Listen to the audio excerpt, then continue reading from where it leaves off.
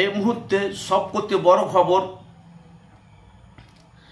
রীতিমতন social media আপনারা দেখতে পাচ্ছেন কয়েকদিন আগে এসপির অফিসে নওশাদ সিদ্দিকীর হুঙ্কার। সেই ভিডিওটা কিন্তু সোশ্যাল মিডিয়ায় কিন্তু ব্যাপক হারে ভাইরাল চলছে। পুলিশের সাথে কি হয়েছে সেটা আমরা জানি না, সোশ্যাল মিডিয়া এখনো অবধি সে ফুটেজটা বেরোয়নি। কিন্তু এসপির অফিসের ভিতরে যেভাবে এসপিকে নওশাদ সিদ্দিকী একটা বিধায়ক যেভাবে চমকালো, আশা করি ওই এসপি আর কারোর সাথে এভাবে মনে কোনো ব্যবহার, যাই হোক কিছু একটা ঘটেছে, নাহলে এভাবে কেনে চূড়ান্ত অ্যাকশন কেনে নেবে নওশাদ সিদ্দিকী।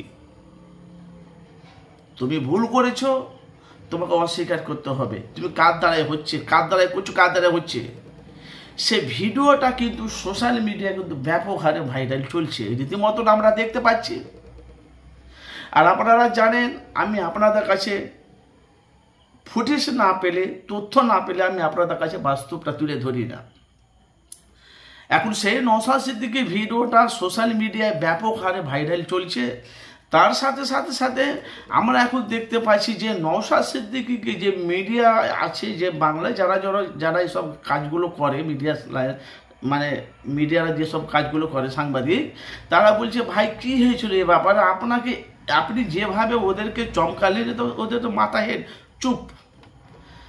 তো কিছু বিরোধী দল নওশাদকে দাবানোর চেষ্টা করছে। আমাদের কাজ হলো মানুষের কাছে সত্যটা তুলে ধরা, দাবানোর চেষ্টা করছে। তো কিছু বিরোধী দল আপনাকে দাবাচ্ছে, আপনার ভাই তো আবার তো রাজনীতি ময়দানে নামছে। সেই নওশাদ সিদ্দিকী সে মিডিয়ার মুখোমুখি বলছে আগে তার ছোট ভাইয়ের সাথে লড়ুক, পেরে উঠুক, কেন বড় মামা রাখা আছে, বড় মামা রাখা আছে। বড় ভাইজান যখন বেরোবে না, তো কি হবে আপনারা বুঝতে পেরেছেন? বাস্ট হলে ভালো করে বুঝবেন। তার মানে ফুরফুরা শরীফে আহলে সুন্নাতে জামাতে কর্ণধার নওশাদ সিদ্দিকী ভাইজান, উনি একটা ব্যান্ডেড মাল। আপনারা জানেন, মানুষের হয়ে কথা বলে মানুষের কাছে সত্যটা তুলে ধরে, এটাই ওনার কাজ। যে নওশাদ সিদ্দিকী যে সামনে বিধানসভা ভোট, রীতিমতন আপনারা সোশ্যাল মিডিয়ায় দেখতে পাচ্ছি, অনেক মানুষেরা দেখতে পাচ্ছি, তারা আইনজীবীরা, তারা অনেক মানুষ তারা নওশাদের হয়েই কথা বলছে। সোশ্যাল মিডিয়ায় যত আইনজীবীগুলো আমরা দেখতে পাচ্ছি মিডিয়ার মুখোমুখি, তারা কিন্তু নওশাদের হয়েই কথা বলছে। আবার ফের তার সাথে সাথে তৃণমূলের পক্ষ আছে, কেন রাজনীতিতে বিরোধী দল থাকবে। বাংলাতে যেভাবে তৃণমূল মামাটিকে যেভাবে মানুষ সাপোর্ট করে, 100-র মধ্যে 95%, 5% আইএসএফের দিকে, 2-3% সিপিএম কংগ্রেসের দিকে, বিজেপির দিকে আছে।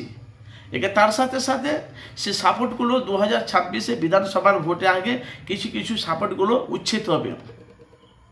রীতিমতন সোশ্যাল মিডিয়ায় আমরা 2026 আমরা দেখেছি লোকসভা নির্বাচনীয় ভোটে, আমরা অনেক দেখেছি আইএসএফ থাকা তৃণমূলে তারা যোগ দিয়েছিল। এটা কিন্তু এই ফুটেজ কিন্তু এখন অবধি মানুষের কাছে রয়ে আছে। সে ফুটেজ এখন রয়ে আছে কারণে যে তৃণমূল যারা করতো না, যারা আইএসএফ করতো, তারা তৃণমূলের উন্নয়ন দেখে, তৃণমূলের ভোট দেখে তারা আইএসএফে চলে গেছে। এখন 2026-এ দেখতে পাচ্ছি অনেক মানুষরা তারা দেখতে পাচ্ছি পশ্চিমবাংলা আনাচে কানাচে দেখছি বেশিরভাগ কম বেশি তারা মানে তৃণমূল থেকে তারা আইএসএফে গ্রহণ করছে।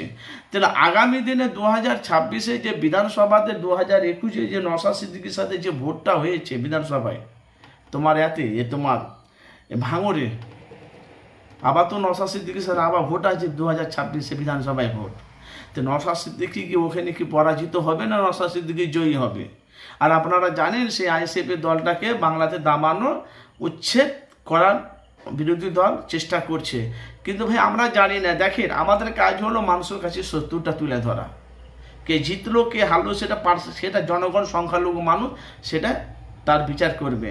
তো আগামী দিনে যেভাবে বাংলার উন্নয়ন মমতার বেশি, কিছু মানুষ তখন এখন আইএসএফে চয়েস করেছে। এখানে 2026-এ 294টা সিটের আছে আপনারা জানেন। তার সাথে সাথে নওশাদ সিদ্দিকী আইএসএফের প্রার্থী হয়ে আব্বাস সিদ্দিকীর ভোট প্রচারে নামছে। তার সাথে সাথে গরম জায়গাতে দাঁড়াবে আব্বাস সিদ্দিকী। সেই সোশ্যাল মিডিয়া আপনারা জানেন। আপনাদের মূল্যবান আপনারা মতামত অবশ্যই জানাবেন। এসপিকে চমকাচ্ছে নওশাদ সিদ্দিকী। আপনাদের মতামত জানাবেন অবশ্যই। কি ঘটেছে ভাই আমরা জানি না, কেন আমি জানলে আমি আপনাদের কাছে পুরো বাস্তবটা তুলে ধরতাম। তো ভাই কি বলবো, নওশাদ সিদ্দিকী সে প্রতিবাদ দেখেছেন তো, ওরে বাপরে বাপ, সে সোশ্যাল মিডিয়ায় কিন্তু ব্যাপক হারে ভাইরাল হয়েছে। আপনাদের মূল্যবান আপনারা মতামত জানাবেন।